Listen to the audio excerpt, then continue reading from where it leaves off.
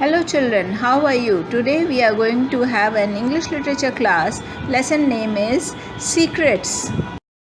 In this lesson Secrets, it is a story of the March family. It is a story at the time of World War II, and in this story we see Mr. March. He had gone in the war, and his family. In his family he had 4 daughters and his wife Mommy. Daughters were Meg, Jo, Amy and Beth, and Laurie is the friend. Laurie is a front door neighbor. Over here we see the 4 March sisters Meg, Jo, Amy and Beth lived a frugal life with their mother. चारों मार्च sisters जो थी, थोड़ा बहुत जो mummy उनकी कमाती थी उस पर ये लोग गुजर बसर करती थी. Each sister is different. Meg is traditional, पुराने विचारों वाली है. जो इज़ रिबेलियस, प्रतिरोधी टाइप की है. टॉम बॉय मीन्स जो लड़कों की तरह रहना पसंद करती है. बेथ इज़ शाय, शर्मीली है. एंड आर्टिस्टिक, कलावादी है. एमी इज़ सोफिस्टिकेटेड मीन्स उसे सब अच्छे चीज़ें, नई चीज़ें पसंद है. Jo has a quick temper. She is impulsive and opinionated. She has a stubborn personality and a sense of humour is considered odd. उसे बहुत तेज़ गुस्सा आती है. इम्पल्सिव है, बहुत जल्दी प्रतिरोध करती है. स्टबर्न, जिद्दी है. Okay, now Joe is a tomboy, which is why Mr. March shortened Josephine to its current form. Ever since meeting at a party, Joe and Laurie are best of friends, and the latter often refers to her as my dear fellow. जो एक tomboy है, यानी कि लड़कों की तरह रहना उसे पसंद है, और उसके नाम को पिताजी ने छोटा कर करके जोब कर दिया जोसेफिन से.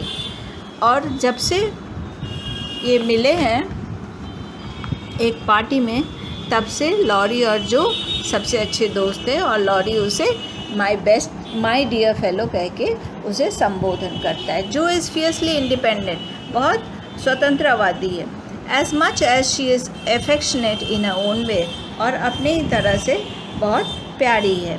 She will not let anyone tie her down और टेम हर अनस्पोकन वे. उसे कोई बांध नहीं सकता अपनी तरीके से. But most of all Jo loves reading and writing. She composes plays for her sisters to perform and writes short stories, and she wishes for nothing more than to make writing her career. तो Jo को लिखना पढ़ना पसंद है, वो नाटक लिखती है और चाहती है कि उसे के बहनें भी इसकी स्टोरियों को परफॉर्म करे, और उसकी ज़िंदगी का यही मकसद है कि वो लेखनी. यूएसए में Alcott was an American novelist and poet. She is chiefly known for the series of novels comprising Little Women, Little Men and Jo's Boys. These works are remembered for their honest and natural representations of daily life, especially that of women. In her personal life, Alcott was a staunch advocate for women's rights and the abolition of slavery. So we see about the poet. Her best written works are Little Women, Little Men and Jo's Boys. So now we come to the story. Jo was very busy in her room. The October day had begun to grow chilly and the afternoons were short. जो अपने कमरे में व्यस्त थी. अक्टूबर का महीना था और हवाएं ठंड हो गई थी. For 2 or 3 hours the sunlight lay warmly in the high window, enabling Jo, seated on an old sofa, to write with her papers spread out upon the trunk before her. तो हम देखते हैं जो धूप में बैठी हुई थी, और धूप में बैठे हुए, धूप ऐसे बैठी था कि उसके ऊपर पड़ रहा था. वो सोफे पे थी और ट्रंक उसके सामने था जिस पे वो लिख रही थी. Quite absorbed in her work, Jo scribbled away till the last page was filled. तो अपने काम में बहुत व्यस्त थी. अब्जॉर्ब्ड मीन्स व्यस्त थी, और उसने जल्दी से कुछ लिखा ताकि, और लास्ट पेज में उसने अपना नाम साइन किया विद अ फ्लरिश, खुशी से. And threw down her pen, अपने पेन को गिराया. Exclaiming, there I have done my best, हमने अपना सबसे अच्छा किया. If this won't suit I shall have to wait till I can do better. अगर ये पसंद नहीं आएगा तो मुझे रुकना होगा जब तक मैं और अच्छा नहीं कर सकूँ. उसके बाद लाइंग ऑन द सोफ़ा, जो red through the manuscript carefully. Manuscript is उसकी लेखनी. उसे बहुत ध्यान से पढ़ा, इधर उधर डैशेस लगाएं, एक्सक्लेमेशन पॉइंट्स लगाएं, putting in many exclamation points. Then she tied it up with a smart red ribbon. उसके बाद उसने उसे बहुत सुंदर सी एक लाल रिबन से बांध दिया। And sat a minute looking at it with a wistful expression which plainly showed how earnest her work had been. तो खुशी के मारे वो बैठ गई, दिखा रहा था कि कितना तल्लीनता से उसने काम किया था। फ्रॉम अ डेस्क जो produced another manuscript and putting together in a pocket crept quietly downstairs. तो दूसरी लेखनी उसने अपनी ड्रॉर से निकाली और दोनों को अपने पॉकेट में रख करके वो धीरे धीरे सीढ़ियाँ उतर गई। If anyone had been watching Jo they would have thought her movements were definitely odd. She went off at a great pace till she reached a building on a certain busy street. तो जो भी उसे देखता तो ज़रूर ये समझता कि कुछ तो है जो कि ये अलग सा बर्ताव कर रही थी। पेस मीन्स उसकी चाल। She went off at a great pace, बहुत तेज़ी से चली और एक बिल्डिंग की पहुंच गई जहाँ की रास्ते बहुत बिजी थे। Having found the place with some difficulty she went into the doorway. दिक्कत से उस जगह पहुंची। Looked up at the dirty stairs, सीढ़ियों को देखी जो कि गंदी थी। And after standing still for minute, गंदगी की वजह से वो एक मिनट के लिए रुक गई। Suddenly dived into the street, और उसे इतना गंदा लग रहा था कि वापस वो रास्ते में चली गई। And walked away as rapidly as she could, बहुत तेज़ी से चली गई। This manoeuvre she repeated several time, तो इसने बहुत हिम्मत जुटाई और आखिरकार वो सीढ़ियों पे चढ़ी। 2-3 बार इस तरह की इसने हरकत की, देखकर ठिठक जाना, उसके बाद फिर वापस जाना। उसके बाद उसको सामने से कोई एक देख रहा था। Repeated several times to the great amusement of a black eyed young gentleman standing by the window of a building across the street. तो सड़क के दूसरी तरफ एक काले आंखों वाले व्यक्ति उसे बहुत ध्यान से देख रहा था। अम्यूजमेंट मतलब खुशी अंदाज से। On returning from the third time Jo gave herself a shake, तीसरी बार लौटकर उसने अपने आप को हिलाया, अपनी हैट को अपने मुंह के ऊपर डाला और उसके बाद उसने सीढ़ियों को चढ़ा। Looking as if she were going to have all her teeth out, ऐसा प्रतीत हो रहा था जैसे कि वो अपने सारे दांत निकलवाने वाली थी। इन 10 minutes Jo came running down stage with a very red face and the general appearance of a person who had just pass through an ordeal of some sort. तो लौट के आई तो उसका चेहरा लाल था, जैसे कि उसने बहुत ऑर्डील मतलब बहुत पेनफुल एक्सपीरियंस हुआ। When she saw the young gentleman she looked anything but please, उस नौजवान व्यक्ति को देख करके वो बहुत खुश नज़र आई। And past him with a nod, और उसे नॉड किया। But he followed and thinking Jo had been to a dentist asked with an air of sympathy did you have a bad time. तो जो व्यक्ति था उसे ऐसा लगा कि वो अपनी डेंटिस्ट के पास गई थी, दांतों के डॉक्टर के पास, और उन्होंने पूछा क्या तुम्हें बहुत तकलीफ़ तो नहीं हुई। Not very, you got through quickly. Yes, thank goodness. How many did you have out. Jo looked at her friend Laurie as if she did not understand him, then began to laugh as if mightily amused at something. तो not very, तो यहाँ पे Laurie जब पूछ रहा था तो did you have a bad time, तो उसने कहा नहीं। तो did you get through quickly, बहुत जल्दी ओवर हो गया। येस, थैंक गुडनेस, तो उसने कहा हाँ चलो अच्छा हुआ। तो कितने बाहर निकलवाए तुमने। तो जो अपने फ्रेंड लॉरी की तरफ देखती है उसने समझा नहीं। उसके बाद उसे अम्यूज्ड मतलब उसे बहुत हंसी आई। किस बात के लिए हंसी आई कि there are 2 which I want to have out but I must wait a week. तो उसने कहा कि 2 मैं निकलवाना चाहती हूँ लेकिन मुझे 1 सप्ताह रुकना पड़ेगा। What are you laughing at, you are up to some mischief Jo, said Laurie. तो जो हंसता है तो कह रही है तुम कुछ शरारत पे हो। जो लुक कन्फ्यूज, तो वो कुछ दुविधा में लगती है। Laurie kept at her till Jo shared her secret with him. तो लॉरी उसके बातों में आगे लगाए रखा तब तक कि जब तक कि जो ने अपनी सीक्रेट यानी रहस्य नहीं बताए। Well I found 2 stories with a newspaper ma'am. तो आई हैव लेफ्ट 2 स्टोरीज, तो मैंने 2 अपनी स्टोरीज़ न्यूज़पेपर मैम को दिया है छापने के लिए। And he is to give his answer next week, और अगली सप्ताह वो बताएंगे कि वो छपेगा कि नहीं। हुर्रा फॉर मिस मार्चियल, जो ने खुशी से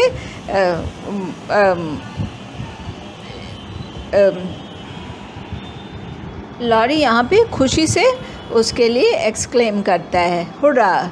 फॉर अ वीक और to after that, Jo behaved so strangely that her sisters were quite confused. She rushed to the door when the postman rang and seemed to live in constant tension. तो 2 सप्ताह के लिए वो बड़ा अजीब behave कर रही थी, और जब भी कोई दस्तखत देता, पोस्टमैन आता, तो वो एकदम टेंस हो जाती है हर समय, और दौड़ कर दरवाजे पे जाती देखने के लिए।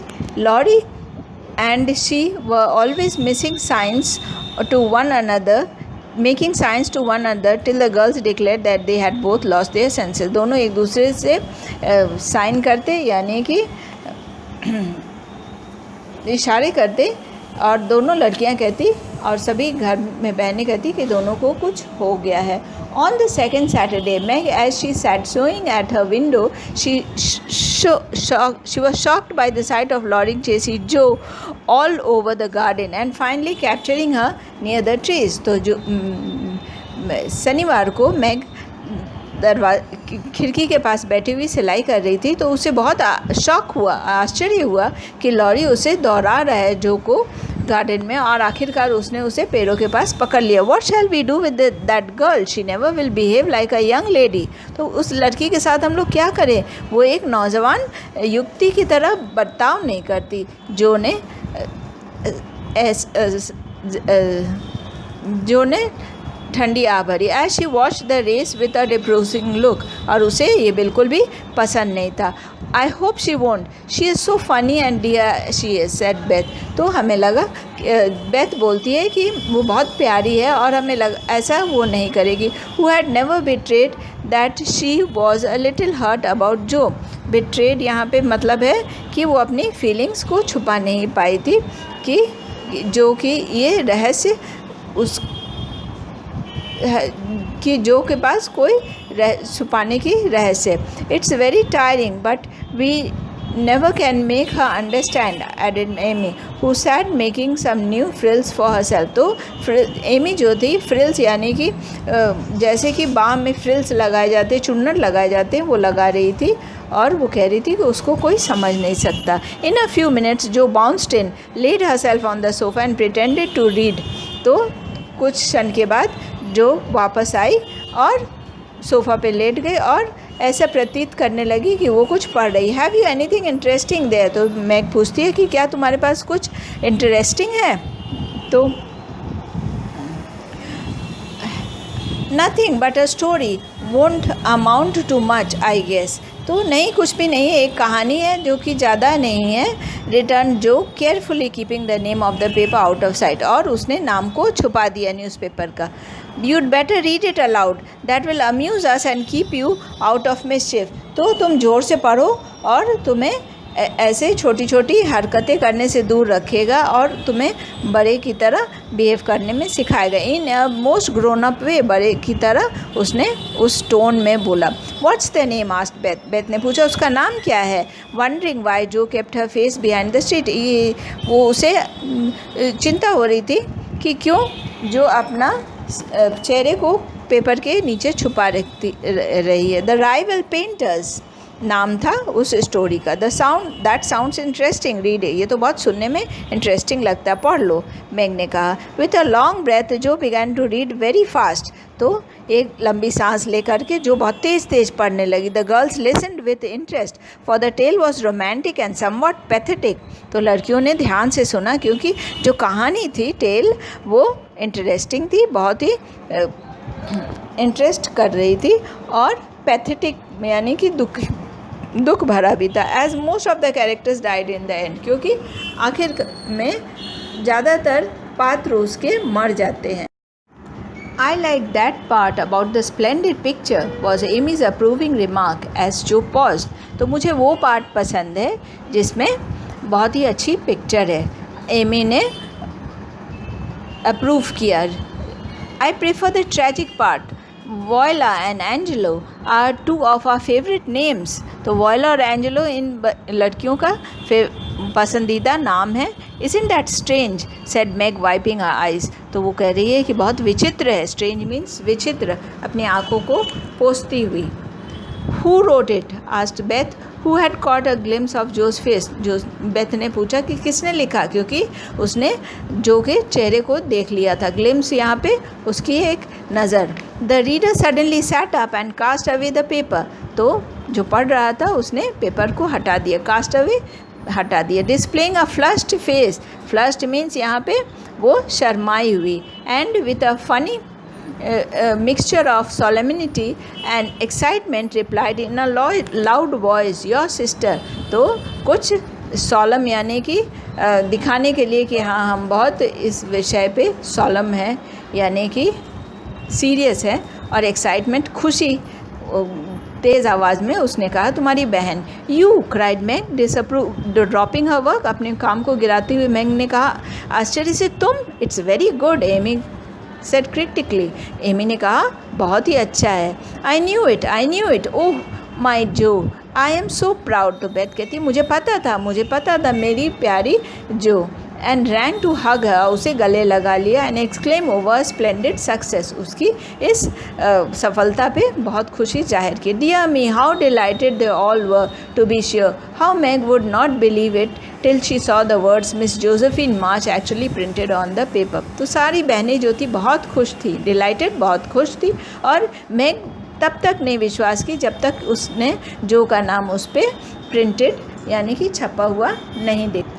How kindly and generously Amy criticized the artistic part of the story.